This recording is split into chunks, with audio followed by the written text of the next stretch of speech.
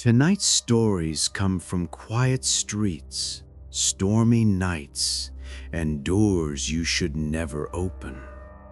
If you're new here, grab your headphones, dim the lights, and don't skip. Every second matters. Subscribe if you enjoy true scary stories, and always remember, stories may sound the same, but not when I tell them.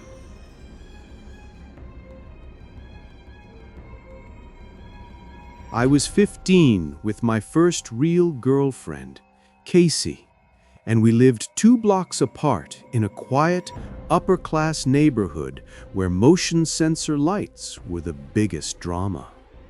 It was a late Thursday during school break.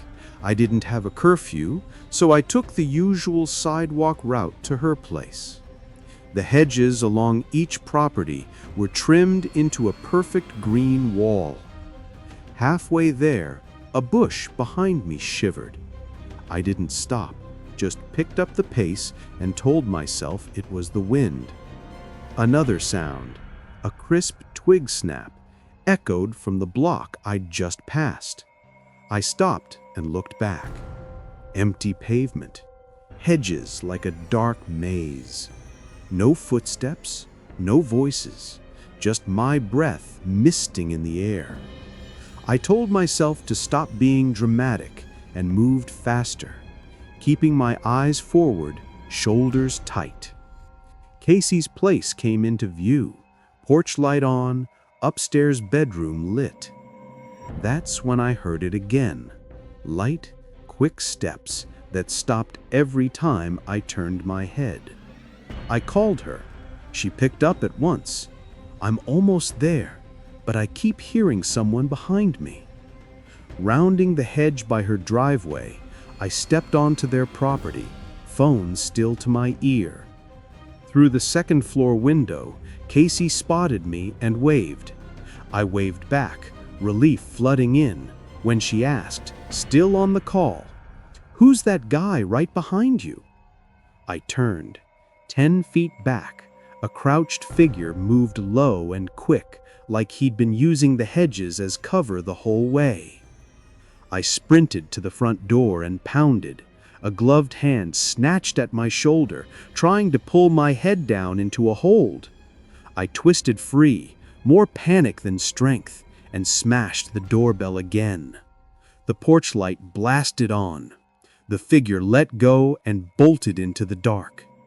Casey's mom yanked the door open, took one look at me, and locked everything behind us. Inside, I could hear my heart in my ears. Casey's mom asked quick, practiced questions and phoned the police to report a prowler. She let me crash on their couch, then drove me home in the morning. In daylight, the route looked ordinary again, just hedges, sidewalk, and quiet. But I'd learned something about quiet. It leaves room for what follows. It was one of those nights where the weather seems almost alive. The thunder cracked like cannon fire, and sheets of rain blurred the world outside. Inside, my family was scattered in our own routines. My parents watching TV in the living room, my sister upstairs with her games, and me stretched across my bed, the glow of the screen warming the dark. I liked stormy nights. They felt cozy, safe, until a single sound shattered that comfort. A bang against my window, hard enough to rattle the glass. Through the rain-streaked glass, I saw the blurry shape of someone outside.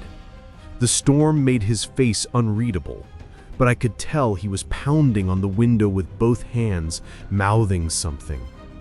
I cracked it open just an inch. Over the storm, his voice came through. "Let me in! I'm hurt!" My instincts fought themselves. One part of me wanted to open the window. The other screamed to get my dad. I slammed the window shut and bolted to the living room. I shouted that a man was outside begging for help. My dad rushed to the front hall, and then came the pounding again, this time at the front door. Heavy, desperate fists. A voice yelling, "Please let me in!" My dad reached for the knob, but I stopped him. "Wait," I said, my stomach churning. Something about it felt wrong. The storm, the timing, the sheer force of his banging. It didn't feel like someone who needed help. It felt like someone trying to get in. The house phone rang suddenly, cutting through the storm. On the caller ID, I saw our neighbor's name flash across the TV. My dad answered, and his voice dropped to a whisper. "No way." He hung up fast and told us, "Stay away from the door." Through the curtain, he peered at the porch. The figure was crouched now, clutching something in his hands, a long, sharp-looking tool. My dad shouted through the door, "Get off our property! The police are on their way!" Minutes dragged on like hours. The banging slowed, then stopped. When we checked again, the man was gone, swallowed by the storm. The cops finally arrived, combing the streets with flashlights and shouting over the thunder. Later, our neighbor explained. He'd seen a stranger rummaging through his shed earlier. The man had walked out with a chopping axe. That's who had been at our door. Days later, a short article appeared in the local paper. Man found wandering streets with weapon, apprehended by police. Just a few lines, easy to skip over. But for us, it meant one thing. Our instincts had saved us. If my dad had opened that door, I don't like to think about how the night would have ended. I've never looked at a storm the same way since.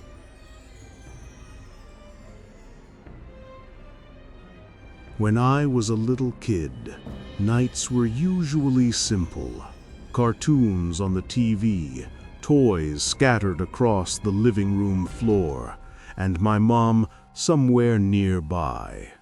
One rainy night, the TV was on loud, almost drowning out the storm outside. That's when I heard it. My mom's voice calling my name, soft, almost sing-song. It sounded like it came from the basement. I called back, "Coming, Mom." No answer, just silence. A moment later, the voice came again, clearer this time, my name. I padded halfway down the basement stairs. The basement was pitch black, the kind of dark that swallows sound. I hesitated, peering down, waiting for her shape to appear. Nothing. The air felt colder, heavier. My heart hammered. I turned to head back up when the voice came a third time, unmistakably my mom's voice, but sharper, closer. "Come down here." Every hair on my neck stood up. I froze on the step, staring into the black. Something deep inside me screamed, "That isn't her." I bolted. Tears blurred my eyes as I ran upstairs, crying out for my mom. And then from behind me, the voice echoed again from the basement, calling my name in the same tone.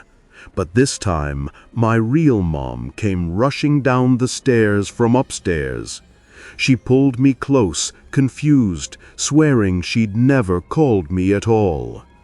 To calm me down, she flipped the basement lights and went down to check. The space was empty, just laundry machines, shelves, boxes. But I stood at the top of the stairs trembling, because I knew what I had heard. It wasn't imagination. It wasn't a dream. That voice in the dark sounded exactly like my mom. My mom chalked it up to imagination, but I never forgot that night. Years later, I still wonder, What if something else was in that basement? Something that wanted me to believe it was her, calling me down into the dark. My grandfather lives 2 hours away, on a quiet farm where the loudest sounds are crickets and the creak of wind in the trees. His evenings were simple. He'd walk his little Boston Terrier, Sherry, down a dirt trail that cut along the woods. He always said sunset was the perfect time, peaceful, golden light falling over the fields. That night, the trail wasn't empty. Ahead, a man approached, tall, hood pulled low. My grandpa nodded a polite evening, but the man didn't respond, just walked past without so much as a glance. Sherry growled and pulled at the leash, her ears pricked back. My grandpa muttered for her to quiet down, though he admitted later something about the man's silence chilled him. He kept walking, but every few steps Sherry whipped her head back and barked. Finally, my grandpa turned and froze. The hooded man hadn't kept going. He was there again, half hidden behind a tree, just watching. My grandfather gripped the leash tighter and picked up his pace. His house was coming into view when he heard it, crunching leaves, footsteps right behind him. Before he could turn, a gloved hand clamped over his mouth and nose. He staggered, panic surging, struggling to breathe. Sherry barked and snapped at the stranger, her tiny body throwing itself against him. My grandpa fumbled in his coat for the pepper spray he always carried. With a burst of strength, he yanked the canister free and sprayed wildly, again and again. The stranger screamed and stumbled back, clutching his face. My grandpa didn't look twice. He pulled Sherry close and pushed himself into the fastest run his old legs could manage, racing for the farmhouse lights ahead. He made it inside, locking the doors behind him, lungs burning. Sherry curled at his feet, still growling at the door. He never saw the man again, and the police never found who it was. But my grandfather swears Sherry saved his life that night, and he's never taken a walk on that trail alone again.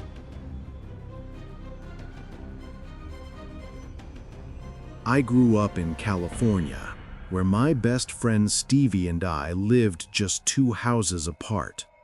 Most nights, we'd ride our bikes around the neighborhood, 2 kids chasing shadows. There was one place everyone whispered about, an old abandoned house no one had bought in years.